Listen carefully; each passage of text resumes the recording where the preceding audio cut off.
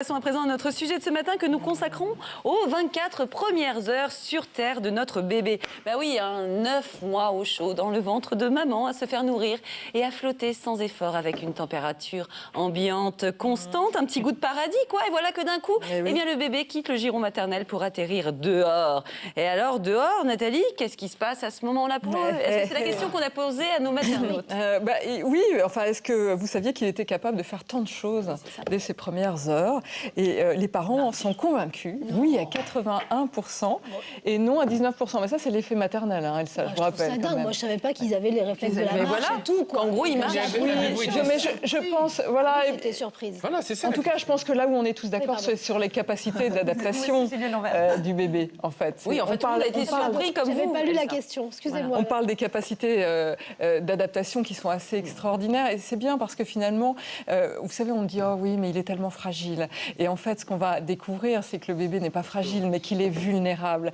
Alors, et qu'il a donc des capacités d'adaptation énormes, aussi bien dans son corps que dans son cerveau. Il est bien équipé, il a des compétences.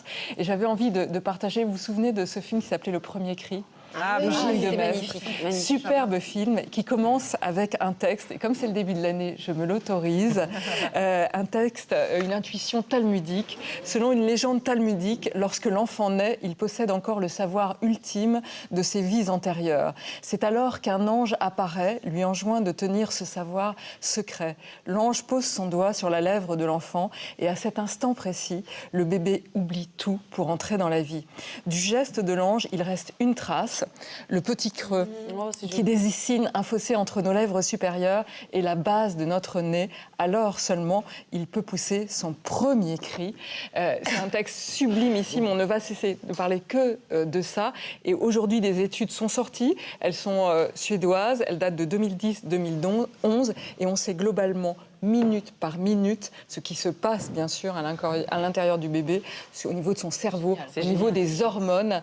Et alors surtout, pas de culpabilité, parce que si vous avez raté ces premiers instants, bien sûr, on peut tout rattraper. C'est ce que va nous dire le docteur Pilleux.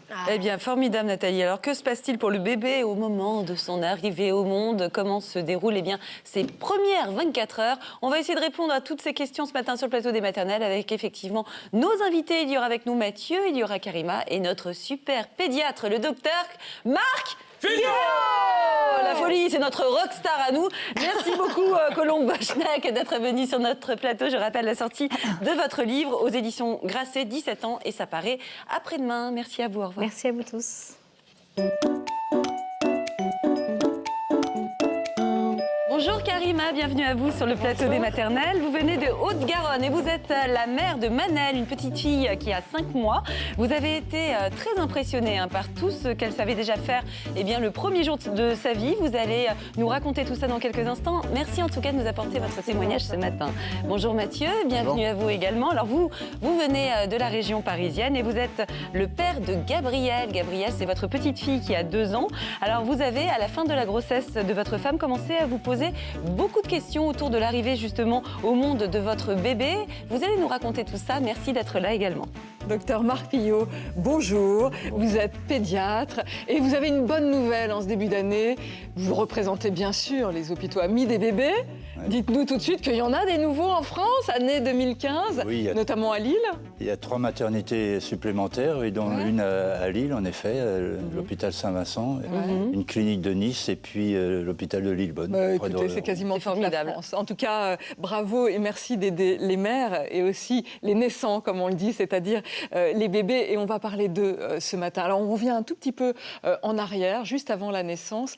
Qu'est-ce que l'on sait aujourd'hui de ce que ressent le bébé quand il est dans le giron de sa mère quelques instants avant de naître? Alors, dans le dernier trimestre, tous les sens sont déjà développés. Donc, depuis longtemps d'ailleurs, non? Oui, dès 20 semaines, le toucher, le goût, l'odorat, l'équilibre sont bien développés. La vision et l'audition, c'est un peu plus tard, c'est vers 30 semaines, alors qu'il n'y a rien à voir. Donc, il reçoit tout un tas de perceptions sensorielles qui lui font connaître son monde utérin. Y compris ce qu'il absorbe d'ailleurs? C'est ça ? Et donc, il le mémorise même en plus. Et nous avons la particularité d'avoir un cerveau qui peut se modifier en fonction des informations extérieures. Donc, il a une bonne connaissance du milieu intérieur, alors que les autres mammifères n'ont pas ça. Et oui. Et donc, quand il va sortir, en effet, c'est la bousculade, parce qu'il change d'univers. D'accord. Alors, on n'y est pas encore tout à fait. Passons aux contractions, maintenant. Est-ce qu'on a une idée de ce qu'il peut ressentir et physiquement ce que ça va créer chez lui ? Peut-être en termes hormonaux. C'est difficile de savoir. Ce que l'on sait, c'est qu'en tout cas, à chaque contraction, quand l'accouchement se passe de façon tout à fait physiologique et normale, il y a donc des pressions qui vont le faire descendre petit à petit dans la filière vaginale. Puis quand la contraction s'arrête, il remonte. Puis après, nouvelle poussée, il redescend. Donc il se fait un peu les montagnes russes. Ça fait un petit mouvement comme ça, le temps que tous les tissus se relâchent suffisamment, et puis lui progresse. Et quelque chose d'un peu violent, malgré tout, pour Alors lui. non, parce que quand on fait des électroencéphalogrammes sur le cuir chevelu, on s'aperçoit que le bébé, parfois, il roupille pendant le travail. Tout se passe différemment si, par contre, on a déclenché, on fait des perfusions d'ocytocine un peu trop fortes. Ça peut même jouer là, sur son cœur, tout se bouscule, ça peut être difficile pour la mère. Il faut souvent une péridurale dans ces cas-là, d'ailleurs, sinon elle ne supporte pas. Et donc pour là, le bébé peut parfois avoir un petit peu de mal à reprendre aussi son rythme, parce que ça se fait un peu plus fortement. Docteur, d'ailleurs, c'est mal géré. C'est le rythme cardiaque du bébé qui parfois peut en pâtir à cause de l'ocytocine. Oui, ou dès qu'il y a quelque chose qui gêne, en effet, ça peut ralentir le rythme du bébé. Et c'est un signe, en effet, qu'il faut peut-être... De souffrance. De détresse. Alors, que se passe-t-il lors des carrément les 4 toutes premières heures de vie d'un bébé ? Eh bien, Pauline Merle s'est rendue à la maternité de l'hôpital privé d'Antony et elle a eu le privilège d'assister à la naissance de Skander, le fils d'Inès et de Kamel. Regardez.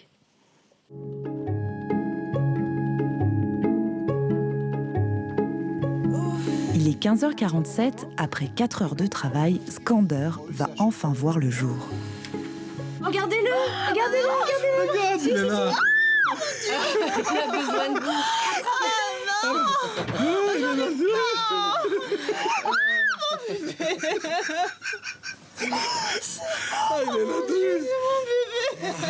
Il dit bonjour à papa et à maman. C'est bien. Dès sa première seconde de vie, Skander fait l'expérience de la nudité. Après 9 mois passés dans un liquide chaud et contenant, il découvre l'air au contact de sa peau. Il fait froid, il a besoin de se blottir contre sa mère. Il est chaud comme vous. Ta tête. La naissance est un phénomène violent, mais naturellement violent. C'est pour ça que la sage-femme, dans un accouchement naturel et sain, pose le bébé sur la maman et lui poser sur le ventre, à défaut d'être dans le ventre, on va dire que c'est l'endroit le moins pire pour qu'il puisse s'adapter. Je le prends juste histoire de lui faire les premiers réflexes et lui raccourcir son cordon et aller le peser avec papa. Et puis après, je vous le rends et vous le quittez plus. D'accord ? Ça marche ? Pour s'adapter à sa nouvelle vie, Skander va devoir déployer beaucoup d'énergie. Et ça commence par apprendre à respirer tout seul. L'adaptation respiratoire est un miracle. Le bébé a les poumons pleins de liquide quand il est fœtus et quand il devient nouveau-né, il doit respirer de l'air. Personne n'a l'idée, en regardant un bébé respirer, qu'il est en train de se débarrasser du liquide qui était présent juste avant. Autre adaptation pour Skander, appréhender l'espace. Au contact de l'air, sa gravité change complètement. Il perd donc tous ses repères. Son monde, si restreint jusqu'à présent, devient immense. Un bébé, ça n'a pas beaucoup d'espace dans l'utérus. D'accord ? Si vous ne le serrez pas, il est mal à l'aise. Donc plus vous le serrez, plus ça le rassure, mieux il est, moins il râle. D'accord ? Voilà, puis on va leur rajouter un petit bonnet. Allez, on y va, c'est parti. Il doit aussi apprendre à réguler sa température. Et en attendant qu'il sache se réchauffer tout seul, il a besoin d'un peu d'aide. 2 heures plus tard, Skander et ses parents sont installés dans leur chambre. C'est le moment du premier examen neurologique. Alors Skander, L'occasion pour le bébé de faire connaissance avec ses parents et de leur montrer ce dont il est capable. alors regardez ce qu'il fait avec ses pieds. Il pousse. Il s'appuie. Ça vous rappelle pas le petit jeu des coups de pied dans les côtes hein Oui. Hein? Et alors là, on t'embête carrément. Voilà. je me mets debout et je vais marcher. Et vous avez vu comme il a lancé très fort cette jambe, regardez, comme s'il y avait un ressort. Ouais. Hein? Hop, comme s'il y avait un ressort. C'est fascinant, hein? Skander a donc tous ses sens en éveil. Seule la vision reste approximative. Elle s'affinera avec le temps. Regardez l'expression. Regardez cette expression. Il a l'air de dire, mais qu'est-ce qu'on me fait? Mais pourquoi on m'embête? Ce bébé cherche à voir, mais on sait, on va dire un peu scientifiquement, que sa vue est adaptée à une distance particulière. Et cette distance particulière, elle n'est rien d'autre que celle des bras ou du sein, donc environ 30 cm. Après 4 heures de vie et autant de découvertes, Skander a besoin de récupérer. C'est blotti contre sa maman qu'il va reprendre des forces. Karima, je vous voyais regarder le reportage, ça vous rappelle des souvenirs? C'était il n'y a pas si longtemps, votre fille Manel a 5 mois. Comment ça s'est passé?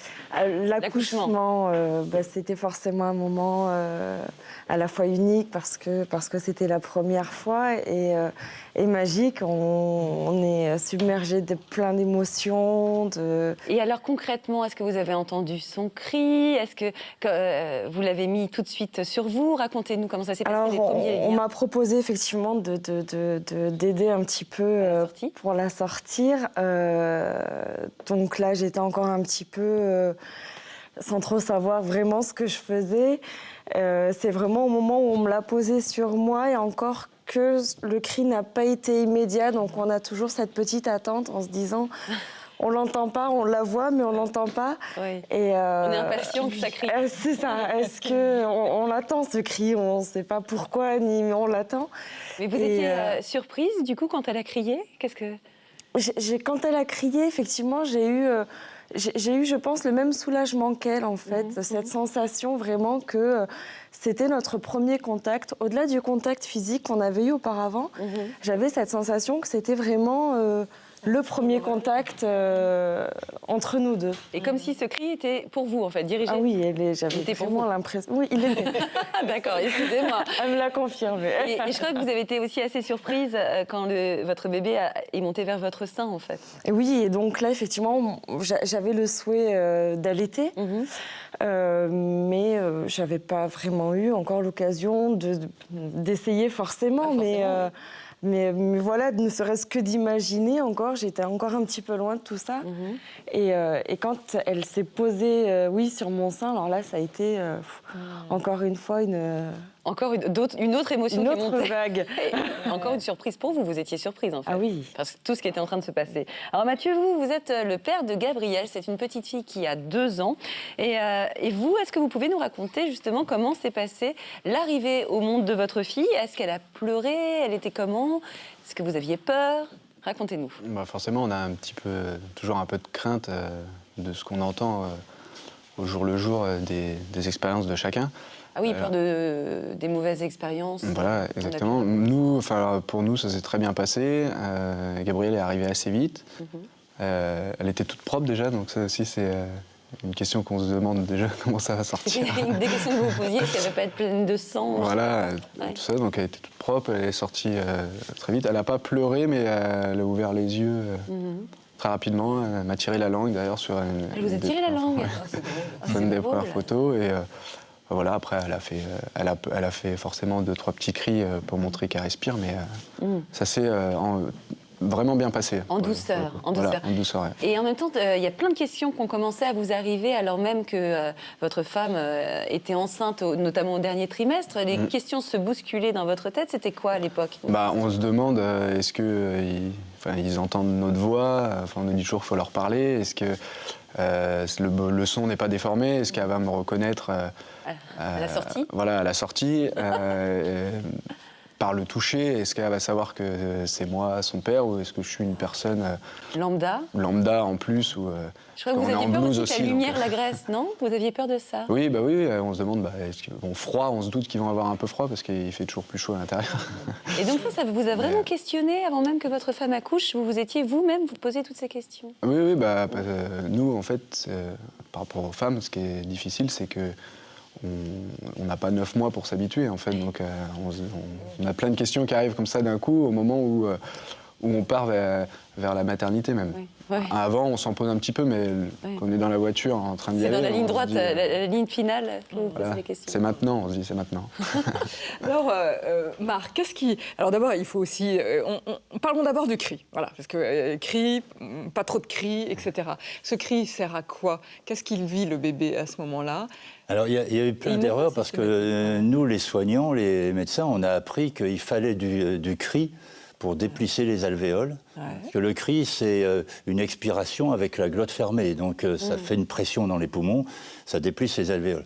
Or, les mammifères, tous les autres mammifères ont des poumons aussi et ne crient pas à la naissance. Alors donc, à vrai dire, si on pose le bébé sur la maman, donc un endroit où il reconnaît des odeurs, les bruits du cœur de la maman, il a déjà un peu moins peur. Si en plus on l'essuie rapidement pour qu'il n'ait pas froid, eh ben, il ne crie pas forcément. Il ne crie pas forcément. Et parfois, il va rouspéter au bout d'un certain temps, parce que si on retire un peu la serviette chaude qu'on a mise sur son dos, il va avoir le contact avec le froid, et là, mais souvent, il grogne un peu, mais pas beaucoup. Alors que si on les sépare, là, il se met à crier. Mais c'est des cris de détresse, là. C'est un appel, et pour le coup, ça parle au ventre de la mère. Qu'est-ce qui est important de faire dans ce que reçoit ce bébé qui passe du monde liquide au monde terrien? On imagine le poids. Bien sûr. D'abord... La pesanteur, oui, parce que ça, il n'est pas habitué. La tête pèse 9 fois plus à l'extérieur que dans l'utérus. Lever le bras, c'est tout un bins. Enfin, tout...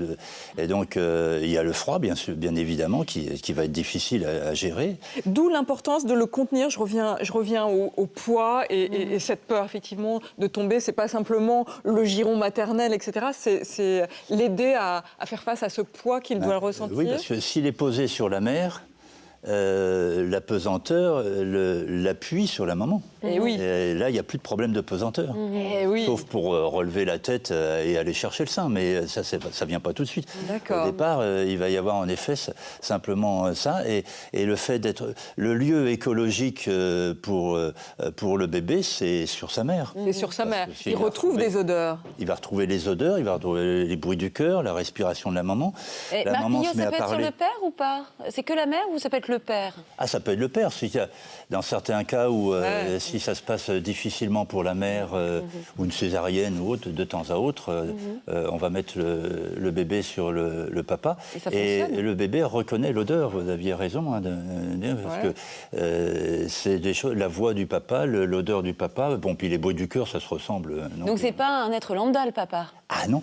D'ailleurs, il suffit que le papa s'approche et prenne la main pour que le bébé s'arrête de pleurer. Alors que si c'est quelqu'un d'autre qui vient, ça marche pas comme ça. Et alors, le pot à pot, parce que ça a beaucoup changé, la façon dont on faisait venir le bébé autrefois, où on l'éloignait, on faisait les soins, c'était en priorité. Et maintenant, cette histoire de pot à pot, c'est ce que vous dites, il se sent plus confortable. En quoi ça le protège?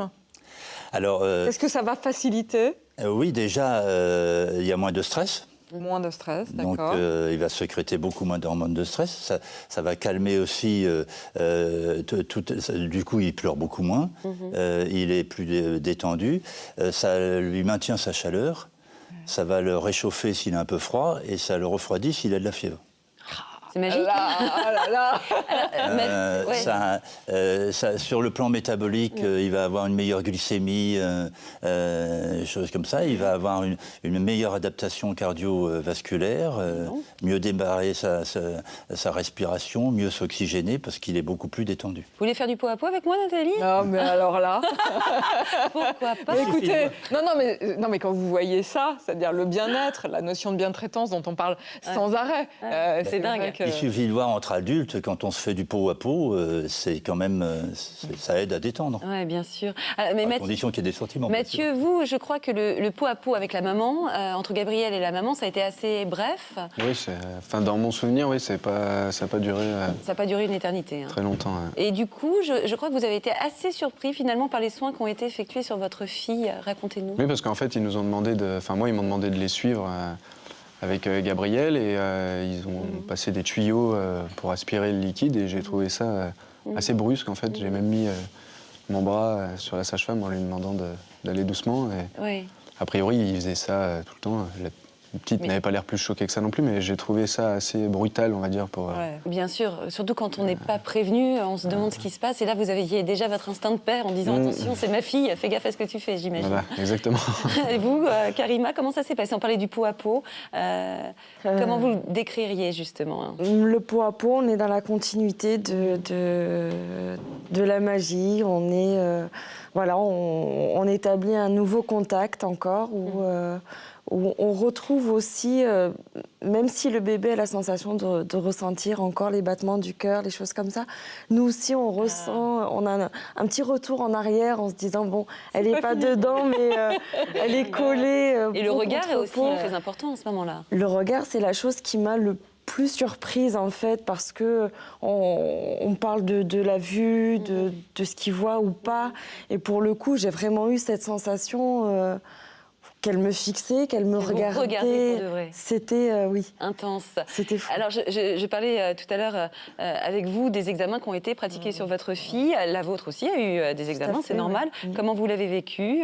Alors, j'ai eu la chance, contrairement à Mathieu, de pouvoir le voir puisque ça se passait juste à côté de moi. Donc, on est surpris aussi parce que ils la mettent debout pour lui vérifier ses réflexes, il me semble. Donc du coup, on est surpris de voir qu'elle se maintient déjà un petit peu. Limite, elle pourrait marcher. Oui, voilà. En tout cas, ils mettent vraiment elle se débrouille pas mal. C'est impressionnant. C'est incroyable. Et puis effectivement, ce petit tuyau pour avaler le liquide qui n'est pas agréable, mais qui s'est révélé par la suite être vraiment indispensable. Donc ça ne vous a pas heurté? Vous n'étiez pas inquiète des gestes pratiqués sur votre fille? J'avais le papa quand même qui était, comme Mathieu, tout près, lui aussi. Pour faire le lien. On veillait un petit peu, mais on est spectateur et on fait confiance quand même au corps médical qui s'est complètement... Mais après, si je peux me permettre, à la différence de la maman, qui est quand même 9 mois pour se préparer, nous, ça arrive d'un coup, en fait. On voit des gens le manipuler, on ne sait pas ce qui se passe, puis après, on vous le donne, et comme on a pu voir dans le reportage, on vous dit acérez-le un peu plus, alors que... Vous avez peur. Enfin, là, on est un peu plus rustre, on va dire, et on a peur de lui faire mal. De le casser. Alors que, a priori, plus on serre un petit peu et plus on voit que ça l'apaise. Mais c'est ce qu'on se disait, plus il y a du contenant, mieux le bébé c'est assez impressionnant, se sent. C'est incroyable. Alors, Marc, on peut rassurer tous les pères qui sont comme Mathieu.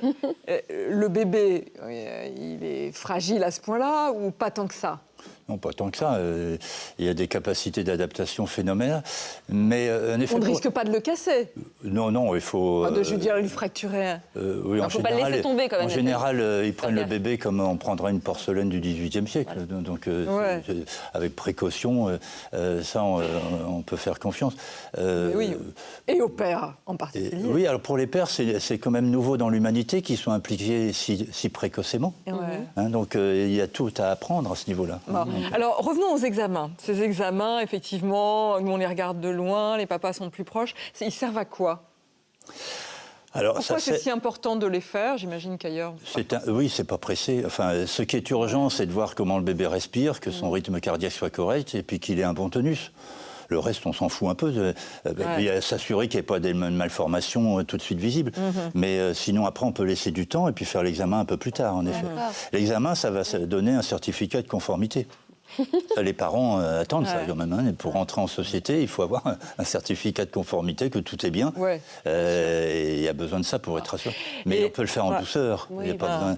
Les aspirations, en effet, ne sont pas nécessaires. On n'est pas obligé d'être. Dans la très grande majorité des cas. Et ça, on l'a appris comme ça. Mais on sait maintenant, depuis une bonne quinzaine d'années, que ça ne sert à rien chez un bébé à terme, naissant dans des conditions tout à fait physiologiques. Et ça lui fait mal ou pas au bébé, cette aspiration? Ah oui, c'est très désagréable. D'ailleurs, il rouspète. C'est pour ça qu'on le fait de moins en moins. Si on peut l'éviter, c'est mieux. Il rouspète. Alors, rentrons un peu dans le détail des 5 sens et notamment de cette histoire de regard. Parce que là aussi, on a eu un héritage, genre les bébés ne voient pas. Finalement, ils sont complètement miroirs. Pas du tout, voilà, c'est ça. Alors, dites-nous, sur les sens, il en est où? Qu'est-ce qu'il perçoit? Alors, non seulement il voit, mais en plus il regarde, comme vous avez bien exprimé. Alors, il voit bien à peu près à 25-30 cm. Ouais, c'est pas encore bien net, mais les neuroscientifiques ont montré qu'en effet, les bébés étaient très attirés, même accros, au visage humain. C'est-à-dire une forme ronde avec une barre foncée en haut. La barre foncée étant les yeux. D'où la nécessité d'avoir des visages qui soient bien en face.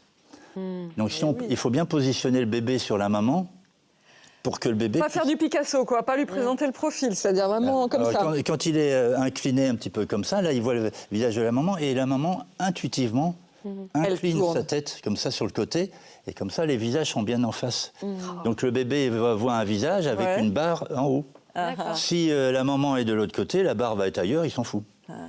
Donc vous voyez, parfois on positionne le bébé beaucoup trop haut. Mais oui, mais... S'il est là, on voit qu'il fait des efforts pour ouvrir les paupières, chercher ce visage de d'où sort une voix qu'il reconnaît, mais donc il faut qu'il soit suffisamment bas et bien positionné un petit peu latéralement pour qu'il puisse... Parce que là, les échanges de regards, là, ça y est, on devient mère à la seconde. Hein, c'est ce qui vous est arrivé, Karima, avec ce regard, l'impression vraiment que votre fille, vous regardez, que ce regard vous était adressé. Racontez-nous un peu comment s'est passée la première journée avec votre fille. Comment ça s'est passé? La première journée, donc j'ai accouché, il était 4h du matin, donc le temps de faire les examens, de remonter en chambre, il s'est passé quasiment 3 heures. Vous avez été, je crois, très étonnée par tout ce qu'elle savait faire déjà au bout de 24 heures. Oui, je pense que tous les parents le sont, mais oui, effectivement, j'avais cette sensation qu'elle était curieuse, qu'elle cherchait les choses du regard, qu'elle était... Enfin voilà, j'avais pas la sensation d'avoir un petit bébé qu'on pose et qu'on regarde. Tout fragile. C'est ça. D'accord, donc ça s'est bien passé. Par contre, il y a un moment qui vous a un petit peu plus stressé dans cette première journée, je crois, ça a été le moment de l'alimentation. Pourquoi ? L'alimentation, effectivement, j'avais pas eu trop de conseils par rapport à ça en amont, donc elle s'est mise au sein de manière très naturelle, donc j'ai pas su s'il fallait continuer ou l'enlever. Enfin, ça a été. Et ça a été source de stress pour vous, hein, un petit peu, oui. Ce moment-là. C'est vrai. Mathieu, vous avez fini de vous étouffer, ça va? Allez-y, étouffez-vous une bonne fois pour toutes. On reprend après. Ça y est, ça va mieux. Je vous en prie. J'en pleure. Vous en pleurez.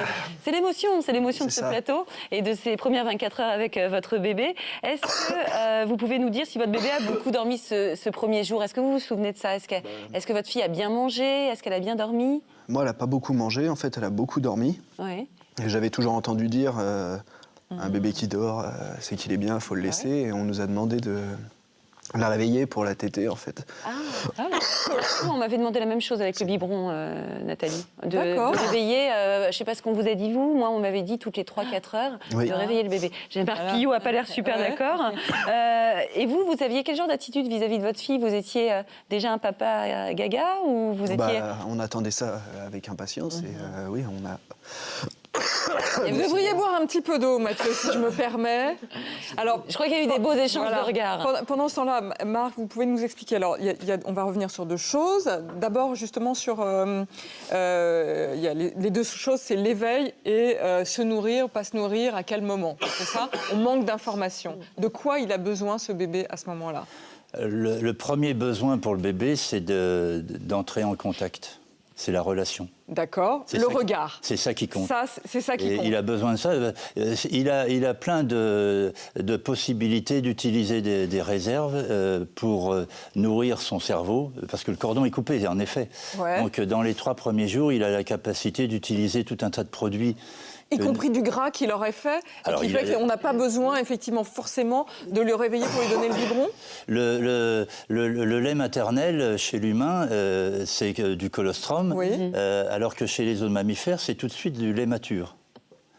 Donc le lait mature chez l'humain arrive plus tard, vers 3 jours. Mais le petit humain, c'est le plus grassouillet des mammifères.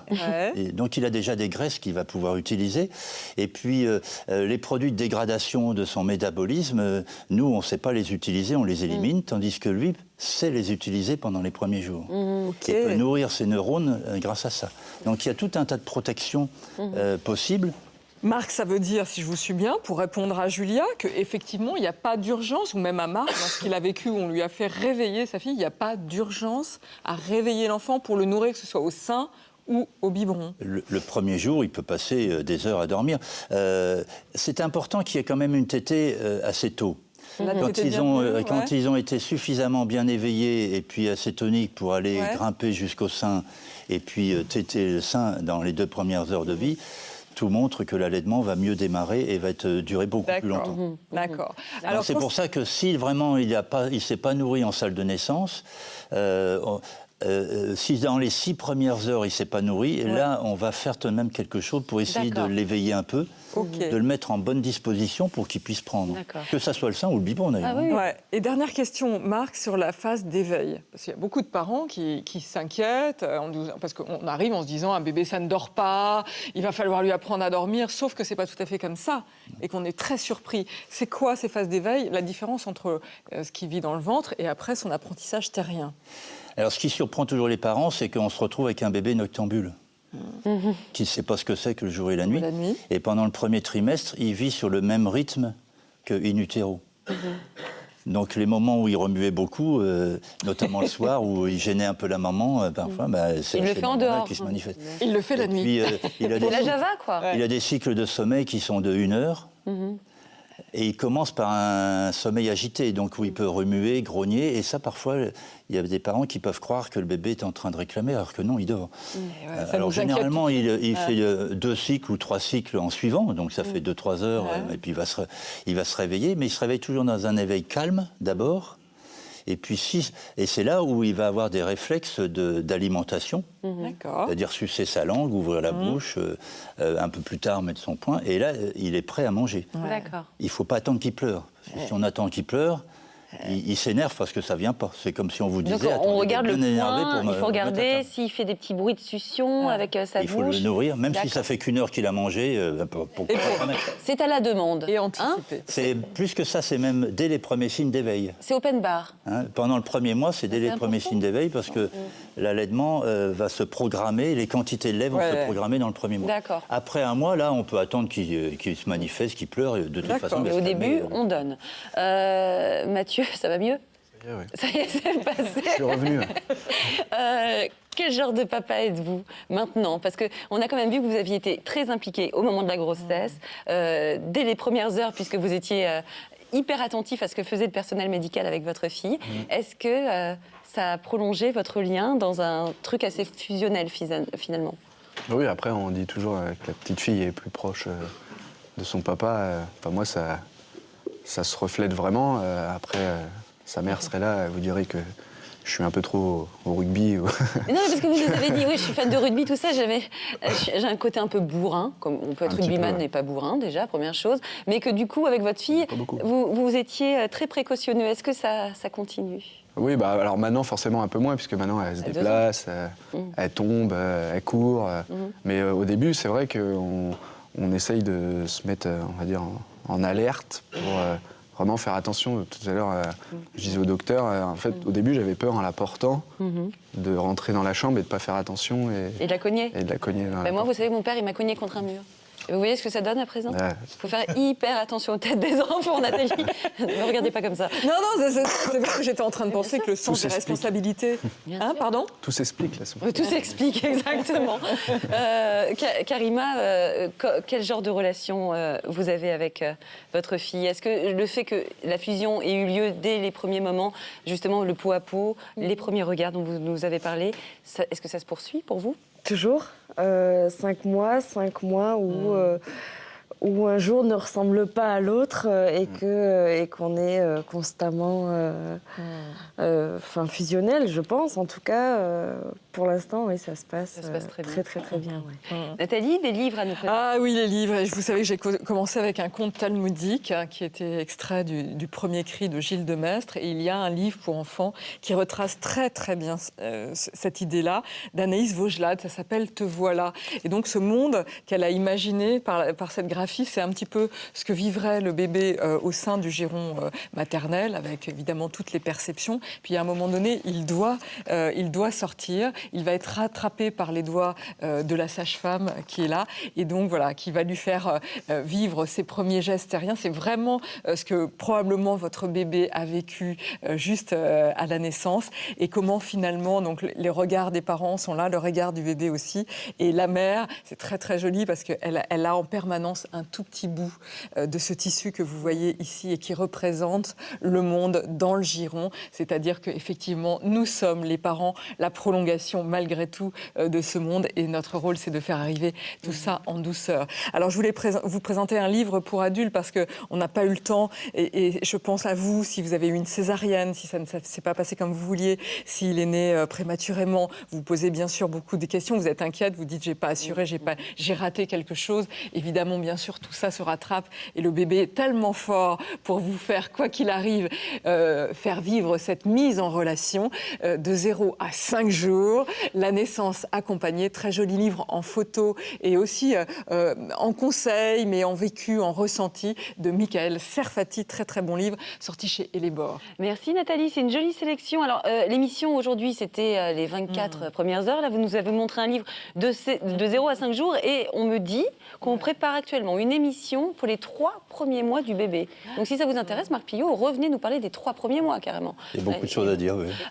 Merci beaucoup en tout cas à vous deux, Karima et Mathieu, pour vos témoignages de ce matin. Merci également à Magali Massa d'avoir préparé ce dossier. Merci également à vous, docteur Marc Pillot.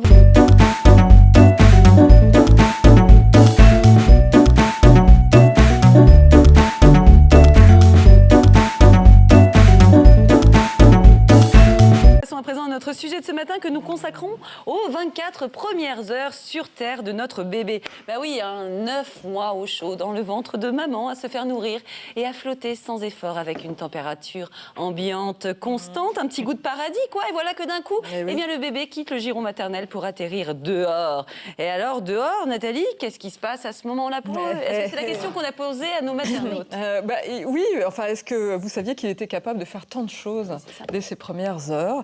Et les parents sont convaincus, oui, à 81%, et non à 19%. Mais ça, c'est l'effet maternel, hein, Elsa, je vous rappelle. C'est dingue, moi je savais pas qu'ils avaient les réflexes de la marche et tout. En gros, ils marchent. Je pense, voilà. J'étais surprise. Voilà, c'est ça. En tout cas, je pense que là où on est tous d'accord, c'est sur les capacités d'adaptation du bébé, en fait. Oui, en fait, on a été surpris comme vous. J'avais pas lu la question, excusez-moi. On parle des capacités d'adaptation qui sont assez extraordinaires, et c'est bien parce que finalement, vous savez, on dit « Oh oui, mais il est tellement fragile ».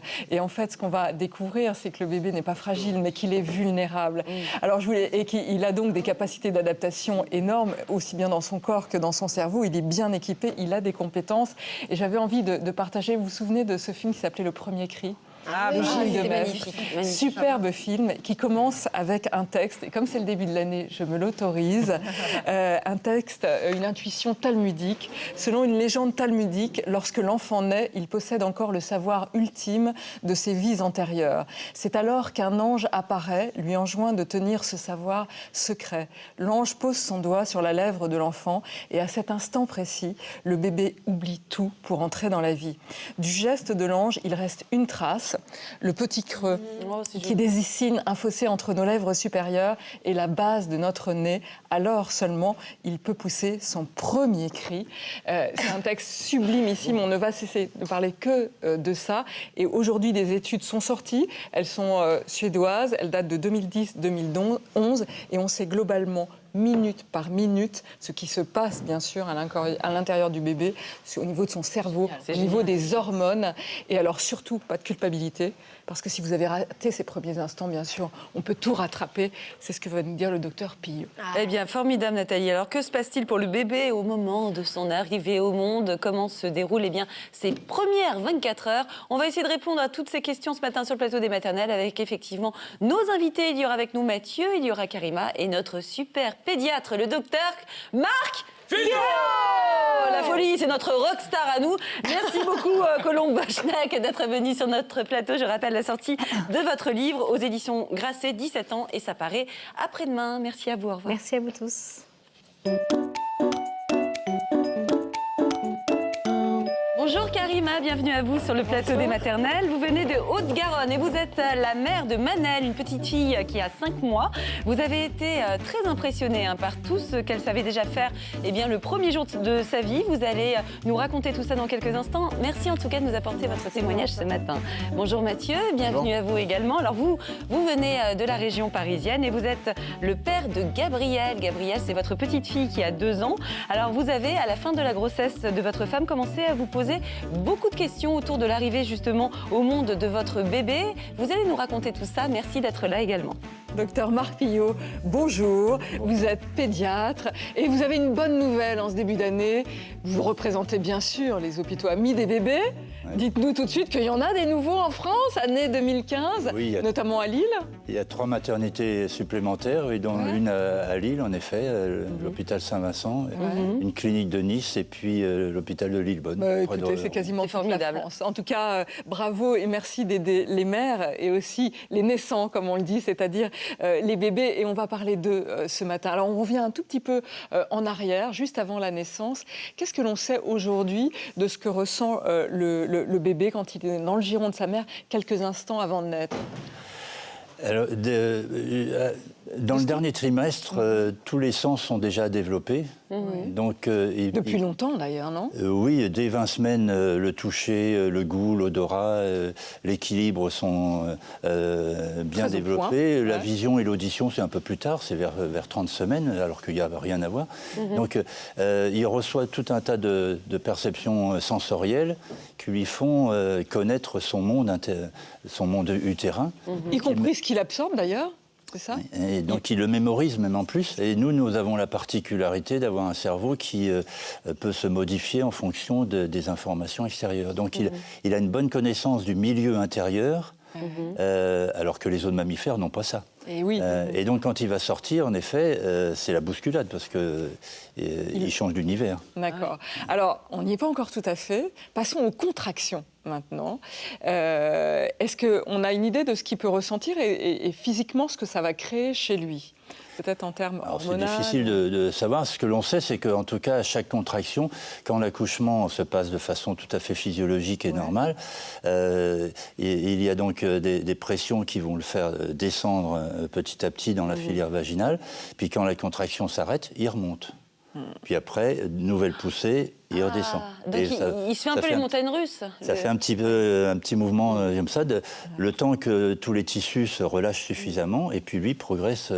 Et quelque chose d'un peu violent, malgré tout, pour alors non, parce que quand on fait des électroencéphalogrammes sur le cuir chevelu, on s'aperçoit que le bébé, parfois, il roupille pendant le travail. Tout se passe différemment si, par contre, on a déclenché, on fait des perfusions d'ocytocine un peu trop fortes. Ça peut même jouer là, tout se bouscule, ça peut être difficile pour la mère. Il faut souvent une péridurale dans ces cas-là, d'ailleurs, sinon elle ne supporte pas. Et donc pour le bébé, le bébé peut... Bien sûr. Mais à condition qu'il y ait des sentiments. Mathieu, vous, je crois que le pot à pot avec la maman, entre Gabrielle et la maman, ça a été assez bref. Oui, dans mon souvenir, oui, ça n'a pas duré... Ça n'a pas duré une éternité. Très longtemps. Et du coup, je crois que vous avez été assez surpris finalement par les soins qui ont été effectués sur votre fille. Racontez-nous. Oui, parce qu'en fait, ils nous ont demandé moi, ils m'ont demandé de les suivre avec Gabrielle, et ils ont passé des tuyaux pour aspirer le liquide, et j'ai trouvé ça assez brusque, en fait. J'ai même mis mon bras sur la sage-femme en lui demandant d'aller doucement. Et a priori, il faisait ça tout le temps. La petite n'avait pas l'air plus choquée que ça non plus, mais j'ai trouvé ça assez brutal, on va dire. Bien sûr, surtout quand on n'est pas prévenu, on se demande ce qui se passe. Et là, vous aviez déjà votre instinct de père en disant attention, c'est ma fille, fais gaffe à ce que tu fais, j'imagine. Voilà, exactement. Et vous, Karima, comment ça s'est passé? On parlait du pot à pot. Comment vous le décririez, justement? Le pot à pot, on est dans la continuité de la magie. On est... on établit un nouveau contact encore où on retrouve aussi, même si le bébé a la sensation de ressentir encore les battements du cœur, les choses comme ça, nous aussi on ressent, on a un petit retour en arrière en se disant bon, elle n'est pas dedans, mais elle est collée. Et le regard est aussi très important à ce moment-là. Le regard, c'est la chose qui m'a le plus surprise en fait, parce que on parle de la vue, de ce qu'il voit ou pas, et pour le coup j'ai vraiment eu cette sensation qu'elle me fixait, qu'elle me regardait. Regardez pour de vrai. C'était, oui. Intense. C'était fou. Alors, je parlais tout à l'heure avec vous des examens qui ont été pratiqués sur votre fille. La vôtre aussi a eu des examens, c'est normal. Comment vous l'avez vécu Alors, j'ai eu la chance, contrairement à Mathieu, de pouvoir le voir puisque ça se passait juste à côté de moi. Donc, on est surpris aussi parce que ils la mettent debout pour lui vérifier ses réflexes, il me semble. Donc, du coup, on est surpris de voir qu'elle se maintient déjà un petit peu. Limite, elle pourrait marcher. Oui, on la laissait faire. voilà.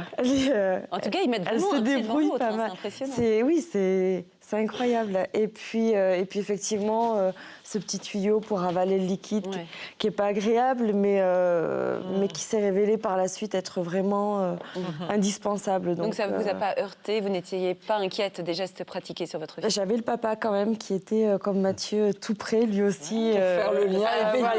On veillait un petit peu, mais on est spectateur et on fait confiance quand même au corps médical qui s'est complètement... Mais après, si je peux me permettre, à la différence de la maman, qui est quand même 9 mois pour se préparer, nous, ça arrive d'un coup, en fait. On voit des gens le manipuler, on ne sait pas ce qui se passe, puis après, on vous le donne, et comme on a pu voir dans le reportage, on vous dit acérez-le un peu plus, alors que... Vous avez peur. Enfin voilà, on est un peu plus rustre, on va dire, et on a peur de lui faire mal. De le casser. Alors que, a priori, plus on serre un petit peu et plus on voit que ça l'apaise. Mais c'est ce qu'on disait, plus il y a du contenant, mieux le bébé c'est assez impressionnant, se sent. C'est incroyable. Alors, Marc, on peut rassurer tous les pères qui sont comme Mathieu. Le bébé, il est fragile à ce point-là ou pas tant que ça? Non, pas tant que ça. Il y a des capacités d'adaptation phénoménales. Mais en effet, on ne risque pas de le casser. Non, il faut... je veux dire, lui fracturer. Oui, il ne faut pas le laisser tomber quand même. En général, ils prennent le bébé comme on prendrait une porcelaine du XVIIIe siècle. Voilà. Donc, avec précaution, ça, on peut faire confiance. Oui, et aux pères en particulier. Oui, alors pour les pères, c'est quand même nouveau dans l'humanité qu'ils soient impliqués si précocement. Donc, il y a tout à apprendre à ce niveau-là. Bon. Alors, revenons aux examens. Ces examens, effectivement, nous, on les regarde de loin, les papas sont plus proches. Ils servent à quoi? Alors, pourquoi c'est si important de les faire? J'imagine qu'ailleurs... Oui, c'est pas pressé. Enfin, ce qui est urgent, c'est de voir comment le bébé respire, que son rythme cardiaque soit correct et puis qu'il ait un bon tonus. Le reste, on s'en fout un peu. Il y a s'assurer qu'il n'y ait pas de malformations tout de suite visibles. Mais sinon, après, on peut laisser du temps et puis faire l'examen un peu plus tard, en effet. L'examen, ça va donner un certificat de conformité. Ça, les parents attendent ça quand même. Pour rentrer en société, il faut avoir un certificat de conformité, que tout est bien. Et il y a besoin de ça pour être rassuré. Mais on peut le faire en douceur. Il y a pas besoin. Les aspirations, en effet, ne sont pas nécessaires. On n'est pas obligé d'être... Dans la très grande majorité des cas. Et ça, on l'a appris comme ça. Mais on sait maintenant, depuis une bonne quinzaine d'années, que ça ne sert à rien chez un bébé à terme, naissant dans des conditions tout à fait physiologiques. Et ça lui fait mal ou pas au bébé, cette aspiration? Ah oui, c'est très désagréable. D'ailleurs, il rouspète. C'est pour ça qu'on le fait de moins en moins. Si on peut l'éviter, c'est mieux. Il rouspète. Alors, rentrons un peu dans le détail des 5 sens et notamment de cette histoire de regard. Parce que là aussi, on a eu un héritage, genre les bébés ne voient pas. Finalement, ils sont complètement miroirs. Pas du tout, voilà, c'est ça. Alors, dites-nous, sur les sens, il en est où? Qu'est-ce qu'il perçoit? Alors, non seulement il voit, mais en plus il regarde, comme vous avez bien exprimé. Alors, il voit bien à peu près à 25-30 cm. C'est pas encore bien net, mais les neuroscientifiques ont montré qu'en effet, les bébés étaient très attirés, même accros, au visage humain. C'est-à-dire une forme ronde, avec une barre foncée en haut. La barre foncée étant les yeux. D'où la nécessité d'avoir des visages qui soient bien en face. Donc il faut bien positionner le bébé sur la maman pour que le bébé... Pas faire du Picasso, quoi, pas lui présenter le profil, c'est-à-dire vraiment comme ça. Quand il est incliné un petit peu comme ça, là, il voit le visage de la maman, et la maman, intuitivement, incline sa tête comme ça sur le côté, et comme ça, les visages sont bien en face. Donc le bébé va voir un visage avec une barre en haut. Si la maman est de l'autre côté, la barre va être ailleurs, il s'en fout. Ah, d'accord. Donc vous voyez, Bien se mettre en face. or, parfois on positionne le bébé beaucoup trop haut. Mais oui, mais... S'il est là, on voit qu'il fait des efforts pour ouvrir les paupières, chercher ce visage de douceur, une voix qu'il reconnaît, mais donc il faut qu'il soit suffisamment bas et bien positionné un petit peu latéralement pour qu'il puisse... Parce que là, les échanges de regards, là, ça y est, on devient mère à la seconde. Hein, oui, c'est ce qui vous est arrivé, Karima, avec ce regard, l'impression vraiment que votre fille vous regardait, que ce regard vous était adressé. Racontez-nous un peu comment s'est passée la première journée avec votre fille. Comment ça s'est passé? La première journée, donc j'ai accouché, il était 4h du matin, donc le temps de faire les examens, de remonter en chambre, il s'est passé quasiment 3 heures. Vous avez été, je crois, très étonnée par tout ce qu'elle savait faire déjà au bout de 24 heures. Oui, enfin oui, je pense que tous les parents le sont, mais oui, effectivement, j'avais cette sensation qu'elle était curieuse, qu'elle cherchait les choses du regard, qu'elle était... Enfin voilà, j'avais pas la sensation d'avoir un petit bébé qu'on pose et qu'on regarde. Tout fragile. C'est ça. D'accord, donc ça s'est bien passé. Par contre, il y a un moment qui vous a un petit peu plus stressé dans cette première journée, je crois, ça a été le moment de l'alimentation. Pourquoi ? L'alimentation, effectivement, j'avais pas eu trop de conseils par rapport à ça en amont, donc elle s'est mise au sein de manière très naturelle, donc j'ai pas su s'il fallait continuer ou l'enlever. Enfin, ça a été. Et ça a été source de stress pour vous, hein, un petit peu, oui. Ce moment-là. C'est vrai. Mathieu, vous avez fini de vous étouffer, ça va? Allez-y, étouffez-vous une bonne fois pour toutes. On reprend après. Ça y est, ça va mieux. Je vous en prie. J'en pleure. Vous en pleurez. C'est l'émotion de ce plateau et de ces premières 24 heures avec votre bébé. Est-ce que vous pouvez nous dire si votre bébé a beaucoup dormi ce premier jour? Est-ce que vous vous souvenez de ça? Est-ce que votre fille a bien mangé? Est-ce qu'elle a bien dormi? Moi, elle n'a pas beaucoup mangé. En fait, elle a beaucoup dormi. Oui. Et j'avais toujours entendu dire un bébé qui dort, c'est qu'il est bien, il faut le laisser. Et on nous a demandé de la réveiller pour la téter, en fait. On m'avait demandé la même chose avec le biberon, Nathalie. De réveiller, je ne sais pas ce qu'on vous a dit, vous. Moi, on m'avait dit toutes les 3-4 heures de réveiller le bébé. Jean-Marc Pillot n'a pas l'air super d'accord. Et vous aviez quel genre d'attitude vis-à-vis de votre fille? Vous étiez déjà un papa gaga ou vous étiez... On attendait ça avec impatience et oui, on a... Vous devriez boire un petit peu d'eau, Mathieu, si je me permets. Alors, je crois qu'il y a eu des beaux échanges de regards. Pendant ce temps-là, Marc, vous pouvez nous expliquer. Alors, on va revenir sur 2 choses. D'abord, justement, sur y a les 2 choses, c'est l'éveil et se nourrir, pas se nourrir, à quel moment. C'est ça. On manque d'informations. De quoi il a besoin, ce bébé, à ce moment-là? Le premier besoin pour le bébé, c'est d'entrer en contact. C'est la relation. D'accord. Le regard. C'est ça qui compte. C'est ça qui compte. Il a besoin de ça. Il a plein de possibilités d'utiliser des réserves pour nourrir son cerveau, parce que le cordon est coupé, en effet. Ouais. Donc, dans les 3 premiers jours, il a la capacité d'utiliser tout un tas de produits. Y compris du gras qu'il aurait fait, et qui fait qu'on n'a pas besoin, effectivement, forcément, de le réveiller pour lui donner le biberon. Le lait maternel, chez l'humain, c'est du colostrum, alors que chez les autres mammifères, c'est tout de suite du lait mature. Donc le lait mature chez l'humain arrive plus tard, vers 3 jours. Mais le petit humain, c'est le plus grassouillet des mammifères. Et donc il a déjà des graisses qu'il va pouvoir utiliser. Et puis les produits de dégradation de son métabolisme, nous, on ne sait pas les utiliser, on les élimine, tandis que lui sait les utiliser pendant les premiers jours. Et peut nourrir ses neurones grâce à ça. Donc il y a tout un tas de protections possibles.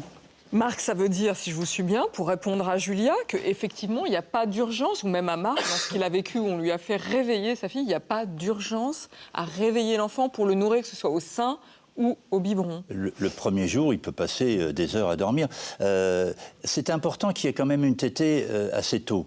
Quand ils ont été suffisamment bien éveillés et puis assez toniques pour aller grimper jusqu'au sein et puis téter le sein dans les 2 premières heures de vie, tout montre que l'allaitement va mieux démarrer et va durer beaucoup plus longtemps. D'accord.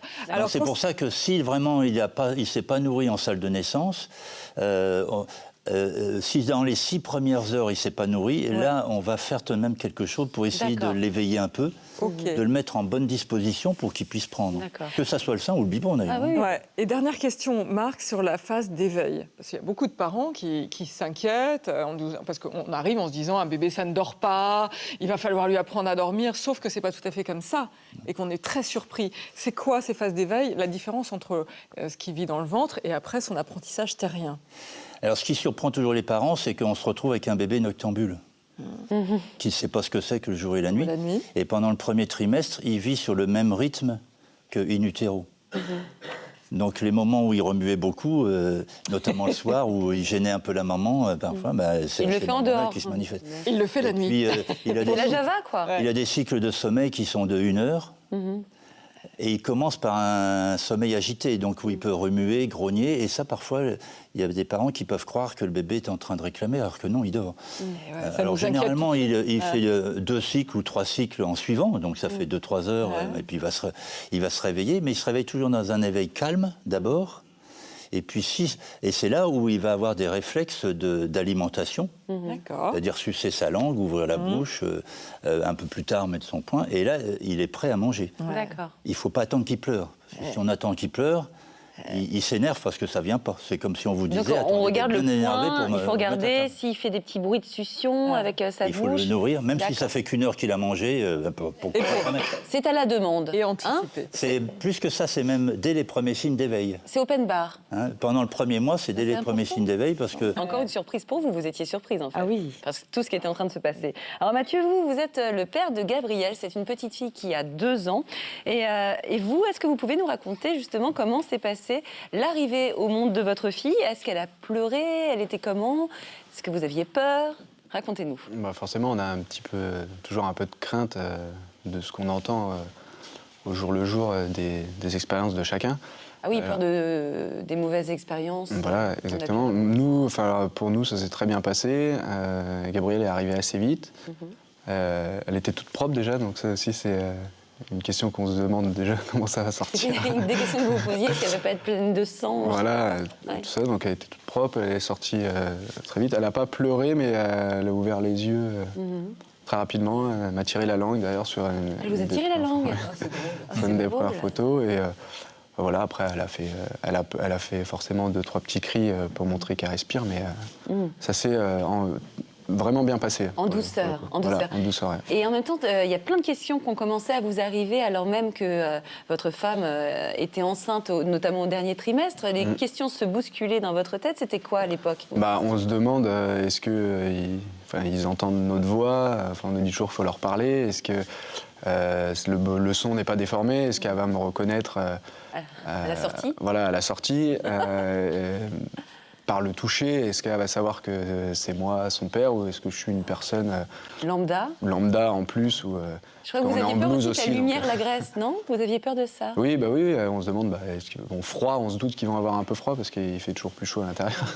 Et donc ça vous a vraiment questionné, avant même que votre femme accouche? Vous étiez vous-même, vous posiez toutes ces questions? Oui, nous, en fait, par rapport aux femmes, ce qui est difficile, c'est que on n'a pas 9 mois pour s'habituer, en fait. Donc, on a plein de questions qui arrivent comme ça d'un coup, au moment où on part vers la maternité même.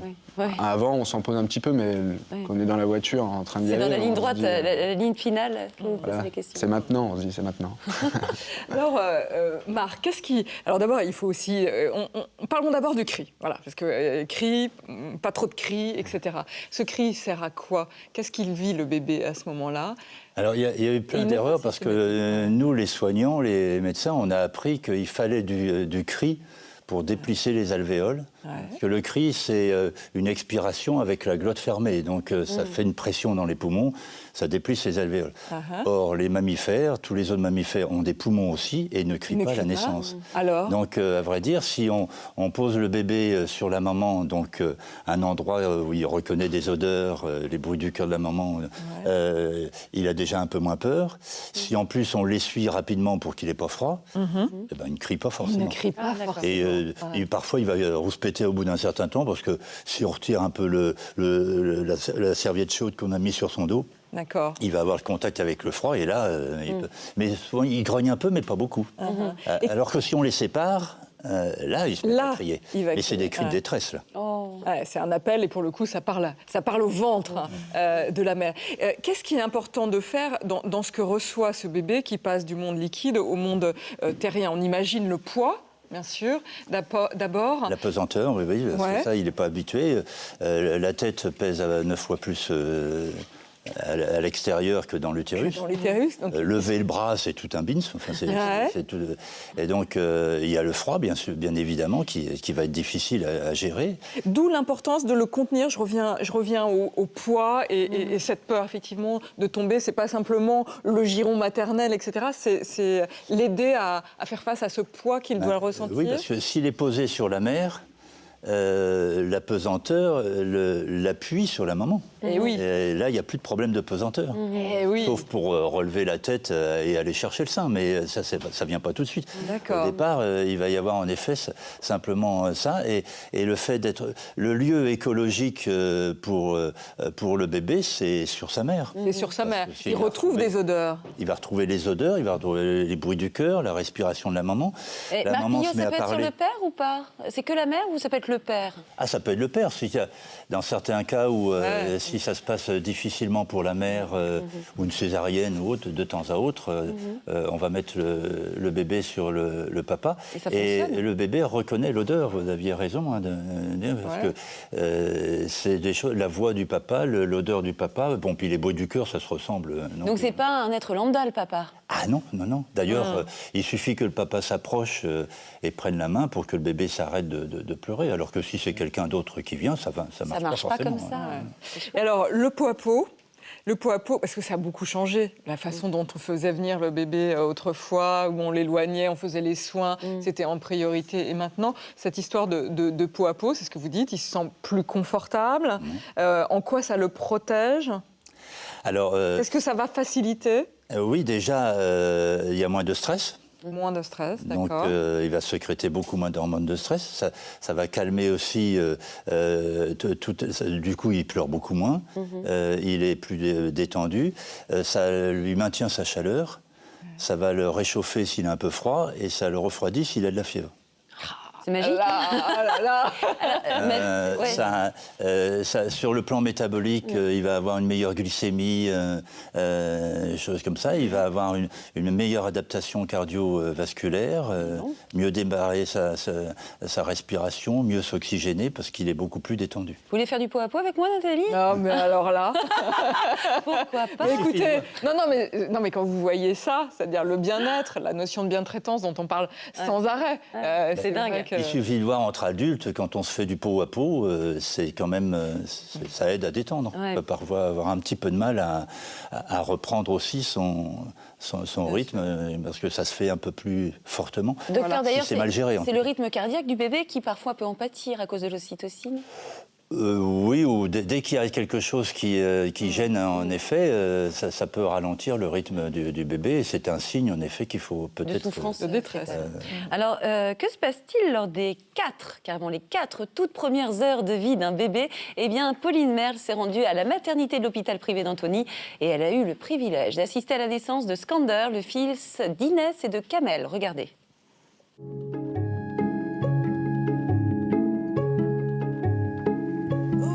Il est 15h47, après 4 heures de travail, Skander va enfin voir le jour. Regardez-le!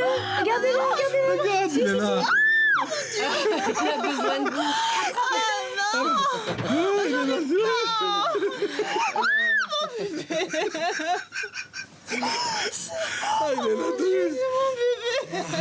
Il dit bonjour à papa et à maman. C'est bien. Dès sa première seconde de vie, Skander fait l'expérience de la nudité. Après 9 mois passés dans un liquide chaud et contenant, il découvre l'air au contact de sa peau. Il fait froid, il a besoin de se blottir contre sa mère. Il est chaud comme vous. Ta tête? La naissance est un phénomène violent, mais naturellement violent. C'est pour ça que la sage-femme, dans un accouchement naturel et sain, pose le bébé sur la maman et lui poser sur le ventre, à défaut d'être dans le ventre, on va dire que c'est l'endroit le moins pire pour qu'il puisse s'adapter. Je le prends juste histoire de lui faire les premiers réflexes lui raccourcir son cordon et aller le peser avec papa. Et puis après, je vous le rends et vous le quittez plus. D'accord? Ça marche? Pour s'adapter à sa nouvelle vie, Skander va devoir déployer beaucoup d'énergie. Et ça commence par apprendre à respirer tout seul. L'adaptation respiratoire est un miracle.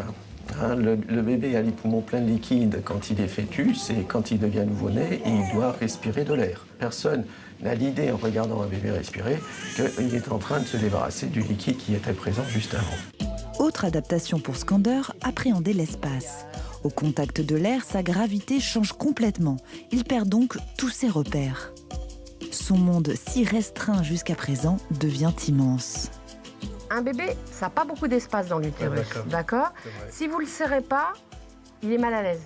Donc plus vous le serrez, plus ça le rassure, mieux il est, moins il râle. D'accord? Voilà, puis on va leur rajouter un petit bonnet. Allez, on y va, c'est parti. Il doit aussi apprendre à réguler sa température. Et en attendant qu'il sache se réchauffer tout seul, il a besoin d'un peu d'aide. 2 heures plus tard, Skander et ses parents sont installés dans leur chambre. C'est le moment du premier examen neurologique. Alors, Skander.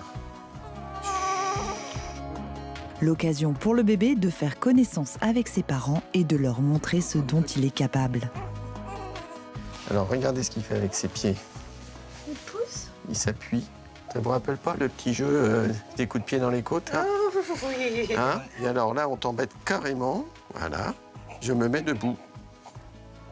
Et je vais marcher. Et vous avez vu comme il a lancé très fort cette jambe, regardez. Comme s'il y avait un ressort. Ouais. Hein? Hop. Comme s'il y avait un ressort. C'est fascinant, hein? Skander a donc tous ses sens en éveil. Seule la vision reste approximative. Elle s'affinera avec le temps. Regardez l'expression. Regardez cette expression. Il a l'air de dire, mais qu'est-ce qu'on me fait? Mais pourquoi on m'embête? Ce bébé cherche à voir, mais on sait, on va dire un peu scientifiquement, que sa vue est adaptée à une distance particulière. Et cette distance particulière, elle n'est rien d'autre que celle des bras ou du sein, donc environ 30 cm. Après 4 heures de vie et autant de découvertes, Skander a besoin de récupérer. C'est blotti contre sa maman qu'il va reprendre des forces. Karima, je vous voyais regarder le reportage, ça vous rappelle des souvenirs? C'était il n'y a pas si longtemps, votre fille Manel a 5 mois. Comment ça s'est passé? L'accouchement, c'était forcément un moment à la fois unique parce que c'était la première fois et magique. On est submergé de plein d'émotions. Et alors concrètement, est-ce que vous avez entendu son cri? Est-ce que vous l'avez mis tout de suite sur vous? Racontez-nous comment ça s'est passé. Alors, on m'a proposé effectivement d'aider un petit peu pour la sortir. Donc là, j'étais encore un petit peu sans trop savoir vraiment ce que je faisais. C'est vraiment au moment où on me l'a posé sur moi et encore que le cri n'a pas été immédiat. Donc on a toujours cette petite attente en se disant... On l'entend pas, on la voit, mais on l'entend pas. Oui. Et on est impatient que ça crie. C'est ça. Est-ce que on l'attend ce cri? On ne sait pas pourquoi, mais on l'attend. Mais vous étiez surprise du coup quand elle a crié? Qu'est-ce que quand elle a crié, effectivement, j'ai eu, je pense, le même soulagement qu'elle en fait, cette sensation vraiment que c'était notre premier contact. Au-delà du contact physique qu'on avait eu auparavant, j'avais cette sensation que c'était vraiment le premier contact entre nous deux. Et comme si ce cri était pour vous, en fait, dirigé. Ah oui, j'avais vraiment l'impression... Oui, il était. D'accord, excusez-moi. Elle me l'a confirmé. Et je crois que vous avez été aussi assez surprise quand votre bébé est monté vers votre sein, en fait. Et oui, et donc là, effectivement, j'avais le souhait d'allaiter, mais je n'avais pas vraiment eu encore l'occasion d'essayer forcément. Mais voilà, ne serait-ce que d'imaginer encore, j'étais encore un petit peu loin de tout ça. Et quand elle s'est posée, sur mon sein, alors là, ça a été encore une fois une autre émotion. Une autre vague.